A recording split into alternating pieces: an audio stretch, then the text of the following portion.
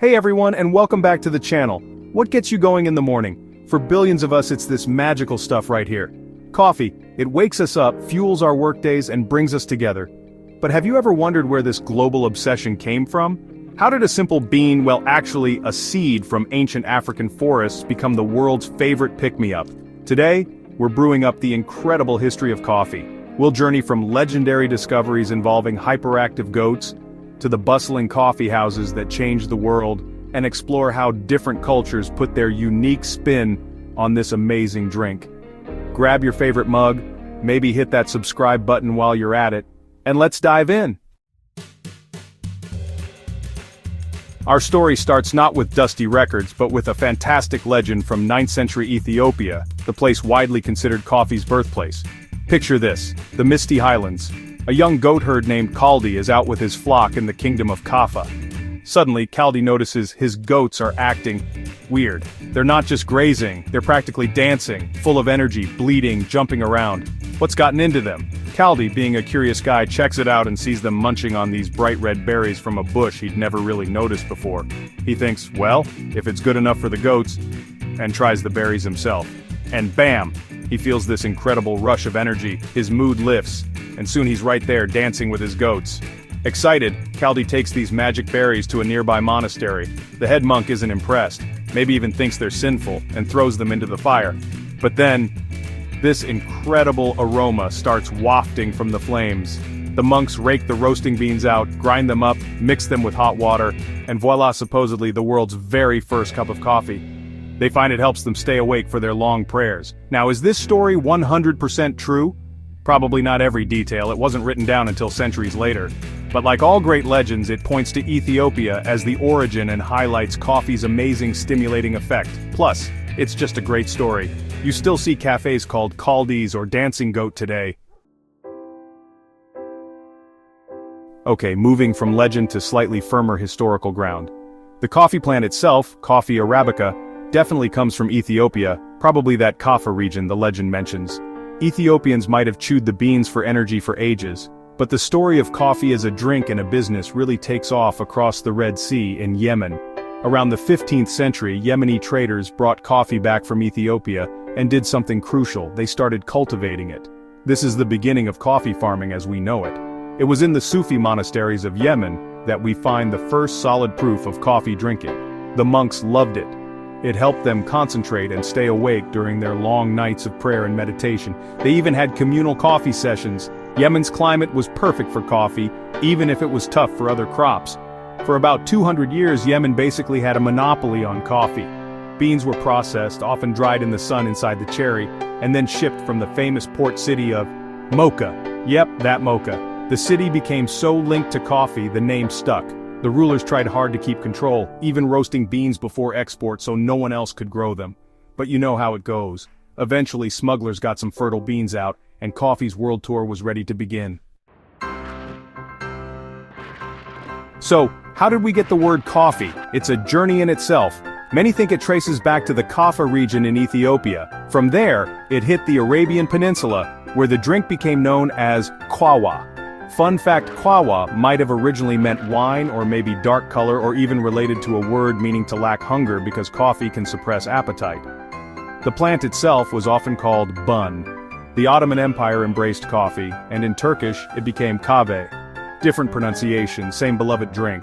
Then, via traders, especially from Venice, it flowed into Europe. Italy called it café, France café. The Dutch said coffee. And finally English borrowed it from the Dutch in the early 1600s, giving us coffee. The word literally followed the trade routes. So what made coffee catch on like wildfire? Initially it was all about that buzz, the energy boost. Monks and Sufis used it to stay awake for prayers, remember? That stimulating effect was coffee's first big selling point, but it quickly became so much more. By the 15th century, public coffee houses, kahve khana, were popping up across the Middle East in cities like Cairo and Constantinople. These weren't just places to get a drink, they were the social media hubs of their day. People gathered to chat, listen to music, play chess, and crucially share news and ideas.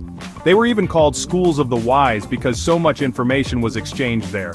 Plus, in places where alcohol was restricted, coffee houses offered a different kind of social space.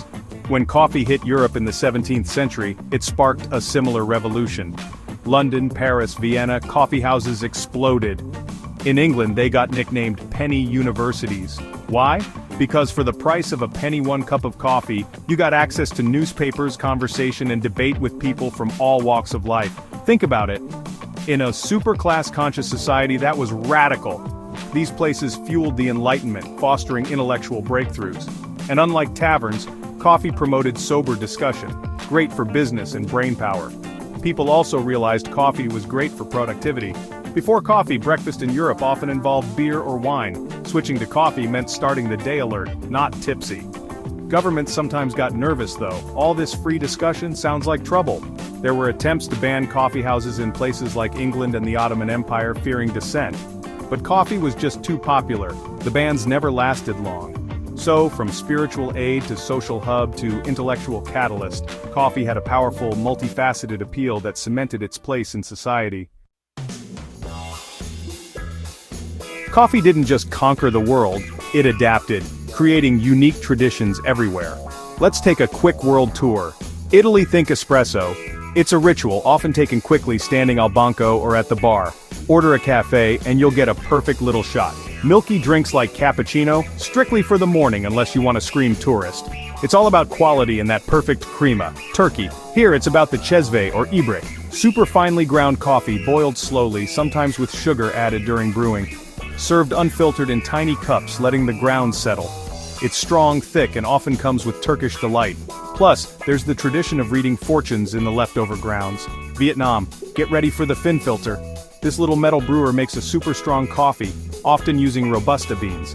The classic is Cafe Swada strong coffee with sweet condensed milk, usually iced. And then there's Coffee Trung egg coffee. Born from necessity when milk was scarce, its egg yolks whipped with condensed milk into a creamy froth poured over coffee. Sounds wild, tastes like dessert. Ethiopia, back to the birthplace.